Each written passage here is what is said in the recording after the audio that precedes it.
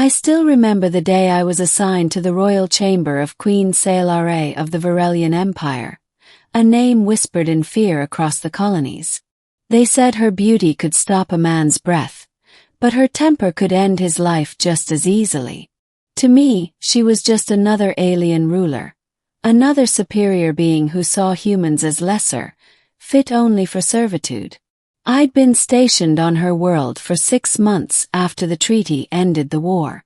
Humans like me were honored attendants, which was a polite way of saying we were prisoners who smiled while cleaning the floors. But I didn't care about honor. I just wanted to survive.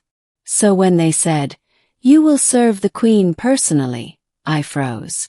No one came back from her personal service. Beginning the queen's command. They brought me into her throne chamber at dawn. It wasn't what I expected. The room shimmered with crystalline walls that pulsed faintly, alive with some kind of biotech. And there, sitting on a floating platform, was her, Queen Sael'ra. Her skin was pale silver, faintly glowing beneath the chamber light, and her eyes, those impossible amethyst eyes, watched me like a hawk studying prey. "Human," she said, her voice smooth but cold. "You will serve me now." I bowed, forcing my voice steady. "Yes, Your Majesty." Her gaze lingered. "You speak without trembling. Interesting." She gestured, and a guard handed me a strange, glowing cloth. "Begin," she said simply. I looked around, confused. "Begin what, Your Majesty?" "Cleaning," she said. "My armor. You will maintain it daily. It is both sacred and personal. Do not fail." Her tone left no room for disobedience. I nodded quickly. The armor lay on a pedestal beside her, a stunning, almost living suit of silver-blue metal, etched with ancient markings that pulsed softly. As I touched it, a faint vibration ran through my fingertips, and I heard something whisper. "Careful," she said sharply, eyes narrowing. "It recognizes fear." Fear. The armor. I steadied my hands, continuing my work. But as I polished the intricate curves of the alien metal, I felt a strange pulse sync with my own heartbeat. The hum deepened, almost welcoming. Sael'ra tilted her head. "It likes you." I didn't do anything," I said quickly. "That is why," she murmured. "Most humans tremble. You do not." And then she smiled, a faint, unreadable curve of her lips. "Perhaps I chose correctly." Middle, a dangerous connection. Days turned into weeks. My duties remained the same. Attend to her armor, her chambers, her meals. She spoke little, but when she did, I began to notice something in her voice. Curiosity. Once, I caught her staring at my hands as I worked. "Your species has steady hands," she said softly. "Delicate. Controlled." I laughed quietly. Years of trying not to die in alien wars will do that. Her eyes flickered with something. Was it regret? "Our war should not have touched your kind," she said quietly. "But it did. And for that," she trailed off, as if realizing she'd said too much. Silence hung between us. That night I couldn't stop thinking about her. The way her expression softened when she thought I wasn't looking. The way her armor hummed when I touched it, as if it were alive. Then, one evening, she summoned me unexpectedly. When I entered, she wasn't wearing her armor.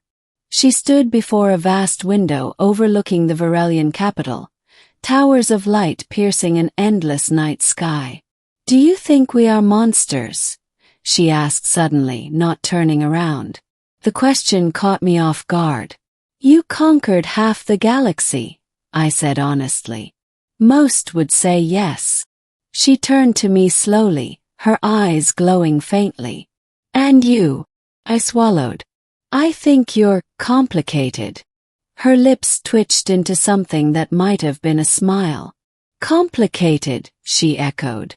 "An interesting word." Then she stepped closer, too close.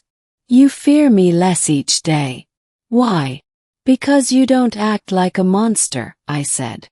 Her hand reached out, metallic fingers brushing my jaw lightly. The touch sent a shock through me, not of fear but something else. Something that made my pulse race. You serve well, human, she whispered. But service is not what binds us now.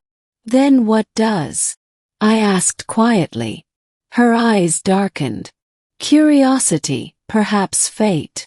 Before I could speak, a guard entered, bowing quickly. My queen, the council awaits. She withdrew her hand immediately, her expression hardening. You will remain, she ordered the guard, then turned to me. We will continue this discussion later. The truth beneath the armor. That night the palace shook. An explosion rippled through the upper towers, alarms echoing. I rushed toward the queen's chamber without thinking. Guards shouted in Varelian tongue, and the sound of plasma fire filled the halls. When I burst in, she was already armed. Her living armor shimmering as it sealed around her like liquid silver. You should not be here, she said, her tone sharp. I'm not leaving you, I said firmly. For a moment she froze. Then, almost imperceptibly, she nodded. Then stay close. We fought side by side through the collapsing corridors, dodging debris and enemy fire. The attackers were from a rival faction, Varelians who wanted her throne. At one point, a plasma blast hit near her shoulder. I shoved her aside, taking the edge of the explosion myself. Pain tore through me as I collapsed. Human, she shouted, catching me as I fell. Her voice shook, a sound I'd never thought her capable of. I blinked up at her as the world blurred. Guess I'm still serving. Her armor opened, unfolding like petals. No, she whispered. You're not serving anymore.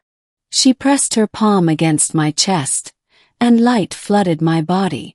I felt something surge through me, heat, power, and pain all at once. When I awoke hours later, the battle was over. She sat beside me, her armor half removed, eyes filled with exhaustion. What did you do to me? Croaked. I healed you, she said softly. But the armor, it bound to you. It will never release. What do you mean? She looked away. It marked you as mine. The confession. In the days that followed, whispers spread across the empire. The queen shared her armor with a human. To her people that was more than scandal, it was sacred. The armor was part of her soul.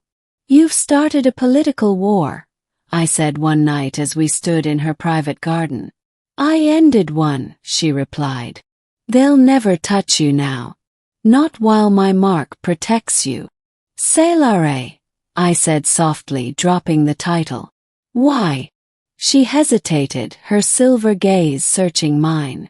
Because when you shielded me from that blast, I saw something no Varelian ever has. A human willing to die for me. That's not love, I said carefully. No, she murmured, stepping closer. It's something deeper. Connection. Her hand touched my chest, over where the faint mark of her armor glowed beneath my skin. You carry part of me now. You cannot return to your world. I swallowed hard. So I'm bound to you. She nodded.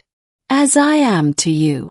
And then for the first time the mighty queen smiled, not as a ruler, but as someone who'd finally found peace.